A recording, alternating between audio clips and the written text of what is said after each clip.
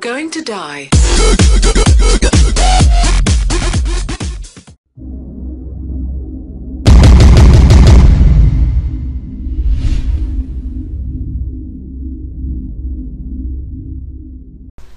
Bonjour à toutes et à tous, c'est Jax Fatalist pour un nouveau tutoriel sur Cinema 4D.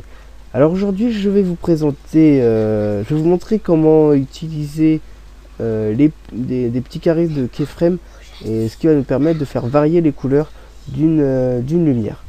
Voilà. Donc on ouvre Cinema 4D.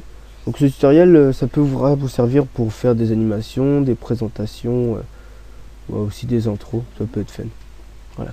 Donc tout de suite les préférences, je dis toujours ça, les réglages de rendu. Donc dans sortie, film vidéo, HDV 720 2997, et d'enregistrer, vous mettez votre chemin d'accès, tuto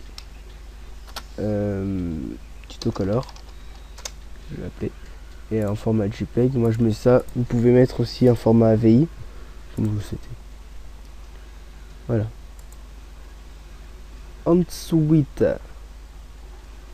vous allez créer un sol et un second sol.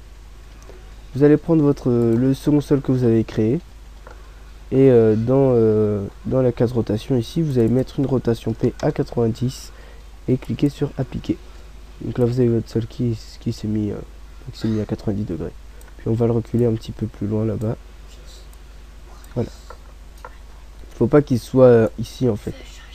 Faut pas que le second sol que vous avez créé soit ici, parce que c'est là où tous les objets créés vont apparaître et après ça peut faire bruit.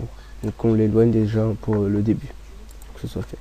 Donc on va leur appliquer des matériaux, donc créer nouveau matériau, on double-clique sur ce matériau qu'on vient de créer. La couleur on va la laisser. Dans réflexion on va cocher la case et on va appliquer dans texture de la Fresnel. Que je dis de la Fresnel, hein, je sais pas si c'est du Fresnel ou de la Fresnel, je vais pas chercher. Voilà, juste ça, et on applique ça comme ça. Ensuite on va créer nos lumières, donc vous restez cliqué sur la case lumière, spot, et ensuite vous allez éclairer le premier sol, le sol d'en dessous. Voilà, comme ceci. Donc arrangez-vous pour que ça éclaire le plus de surface possible. En fait, il faut que ce cercle là, bah, faut qu'on le voit. Parce que s'il est trop bas, comme ça, bah, si on le voit pas, moins on va le voir, moins ça va éclairer. Si on le voit en entier, bah, ça éclaire plus. Plus c'est haut, plus ça éclaire. Bref, voilà. Mais pas trop non plus. Juste normal. Voilà, comme ceci. Et puis là, normalement, on a quelque chose de comme ça. Voilà, donc là on a juste l'effet de la lumière sur le sol en fait, et moi je veux ce qui va être mieux, c'est d'avoir toute la lumière. Donc on va cliquer sur notre lumière. Dans ces petites cases ici, il y a la case généralité, acoustique, bruit et tout. Donc on va rester sur généralité. Si ça y est pas, vous cliquez sur généralité, et dans lumière visible vous allez cliquer dessus et mettre visible. Voilà, et là normalement quand vous donnez visuel, voilà, ça rend ça. Donc si vous faites que le petit cercle ici là que je vous avais parlé, il touche le sol à peu près, hein. S'il est très près du sol, bah, ça peut vous faire une belle douche. Voilà, hop, c'est ici. Quelque chose de sympa, moi j'aime bien. Voilà, donc on va laisser comme ça. La timeline est à 0, donc ça va nous servir. Et voilà, donc là on a juste tout de près. C'est un tuto rapide, hein. C'est très simple à faire. Donc on va cliquer sur cette petite case ici, la case, la petite case à côté de couleur, en restant appuyé CTRL. Donc CTRL ou CTRL, on reste appuyé dessus et on clique sur la case. Donc là la case passe en rouge, et ici on a une keyframe qui est apparue en rouge, en gris. Donc ça c'est pour afficher la première couleur. On va cliquer dans la timeline sur 10, on va avancer de 10 en 10 comme ça jusqu'à vers la fin. Et ensuite vous allez changer de couleur, mettre n'importe laquelle, c'est comme vous le souhaitez. Et pour la sauvegarder en quelque sorte, vous allez rester appuyé sur CTRL et cliquer sur le petit carré. Et vous répétez, n'oubliez pas d'abord d'avancer sur la timeline, donc 20, vous cliquez sur 20, ensuite vous changez votre couleur, donc je vais mettre en violet, et ensuite vous appuyez sur le petit carré. Voilà, donc on avance à 30, on change la couleur en jaune, on clique sur le petit carré, pardon. Voilà, on va mettre du vert, cliquer sur le petit carré, j'avance encore, et puis je vais mettre une dernière couleur, bleu par exemple, enfin cyan. On clique, et là à 60, je vais éteindre la lumière en quelque sorte, puisque je vais mettre du noir. Voilà, et pour un petit effet que j'aime bien, je vais montrer pas à 70, mais à 80 ou 85, c'est comme vous voulez, et vous remettez une lumière blanche. Voilà. Donc, hop, clique sur la case. Et puis voilà. Donc à la fin, ça nous donne quelque chose comme ça. Des variations de couleurs. Et à la fin, une apparition de la lumière blanche très lente. Enfin, très lente. Là, on n'a pas beaucoup d'images, hein, donc assez lente par rapport aux autres variations. Voilà. C'est juste ça, l'utilisation du petit carré qui permet de faire apparaître des keyframes. Et ça, c'est bien quand vous voulez faire des variations en fait, parce que ça marche partout. Donc là, on a un petit carré ici, ici, ici. Donc partout où vous aurez des petits carrés, ça veut dire que vous pourrez enregistrer une position ou un paramètre que vous aurez modifié en fait. Donc ça peut marcher sur les échelles, les rotations, les tailles, les couleurs. Par exemple ici, sur les effecteurs, on peut varier l'intensité. C'est applicable sur vraiment beaucoup de paramètres. Voilà. Donc là, sur ce point-là, c'est fini. Moi, je vais vous montrer une dernière petite chose.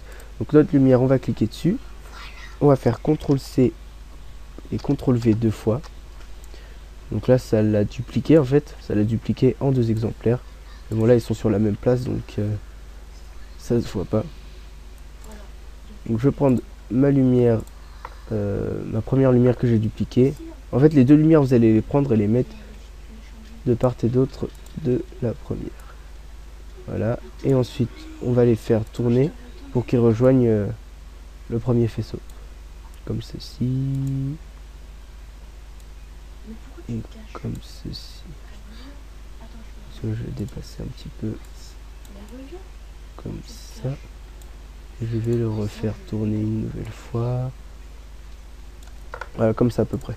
Donc là on a ça, voilà. Donc après vous pouvez faire en sorte soit que les 3 cercles se touchent ou pas.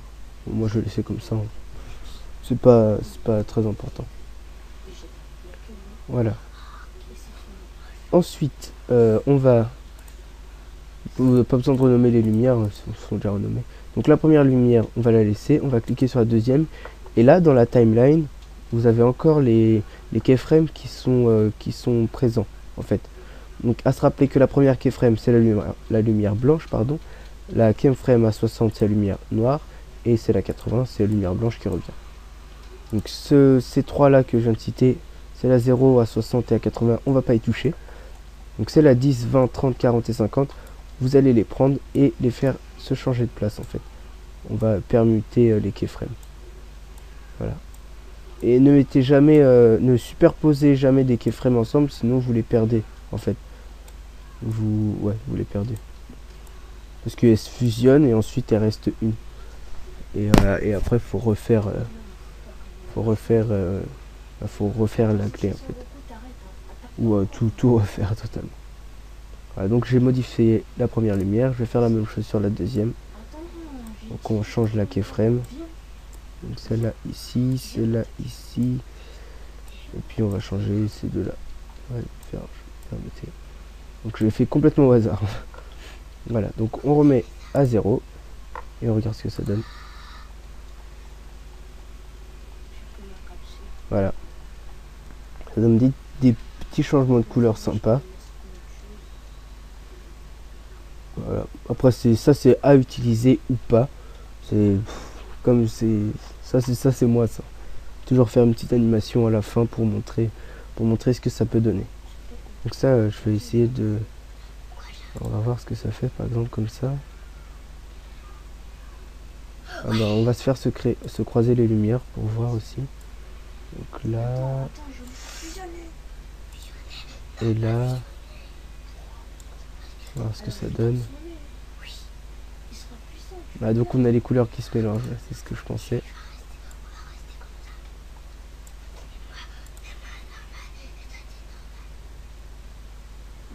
Encore un petit peu pour celui-là, d'ailleurs celui-là je vais l'avancer. Voilà.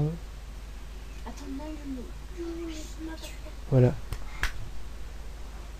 Voilà, donc ça rend quelque chose, bon, ça rend ça quoi.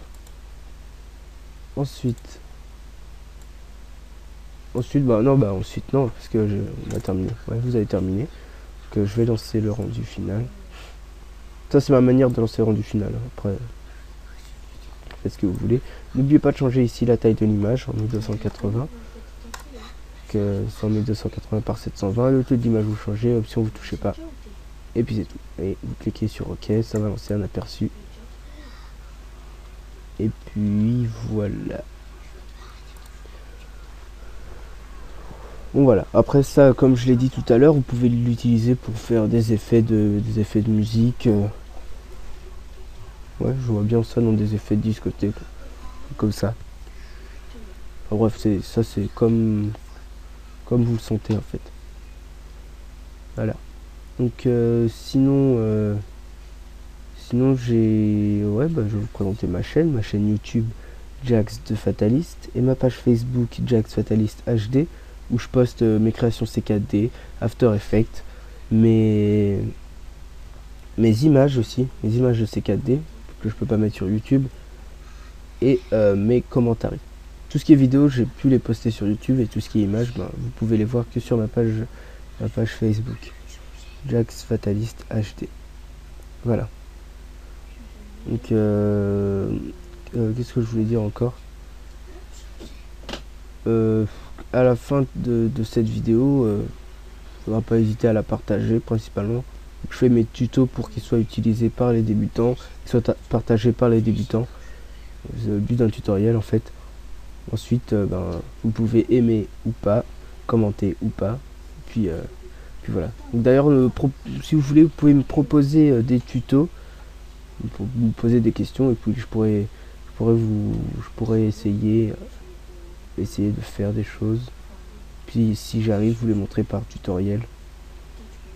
Et puis c'est tout. Pareil pour les jeux que je commente, n'hésitez pas à me proposer divers jeux. Moi ça me permettra de jouer à des nouveaux jeux. Parce que là je suis surtout dans les jeux de baston, jeux d'horreur. C'est pas très, ça change pas trop en fait. Et puis les Call of, ça c'est classique. Voilà. Donc je vais vous retrouver à la fin du rendu, qui est très rapide, hein. Et puis on va voir ce que ça donne. A tout de suite. On se retrouve avec le rendu final que je viens de terminer. Il a pris un peu de temps parce que dans les paramètres de rendu, en fait, j'étais dans anti-aliasing, j'étais en 2x2 et 4x4.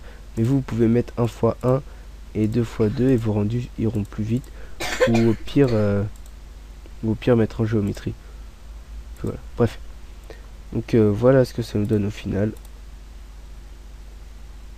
Voilà. Une petite animation, enfin, ouais, de 90 images, toutes sympa quoi. Vous pouvez introduire autre chose dans le projet. Donc on va voir. Là, clic droit, afficher dans l'explorateur, on va voir ce que ça donne dans le final. Voilà, bon, à peu près la même chose quoi. Puis peut-être faudra voir, mais ouais, non, on voit pas trop la fusion des couleurs en fait ici. Ouais, si, un peu. Bref, ben voilà. Donc on arrive à la fin de ce tutoriel. J'espère qu'il vous aura plu. on se retrouve pour un nouveau tuto. Comme j'ai dit tout à l'heure, n'hésitez pas à me demander des tutos à faire ou à me poser des questions sur tel ou tel problème. Voilà, donc Jax de Fataliste sur YouTube, Jax Fataliste HD sur Facebook. Sur ce, aimez, partagez, créez et prenez soin de vous. Salut!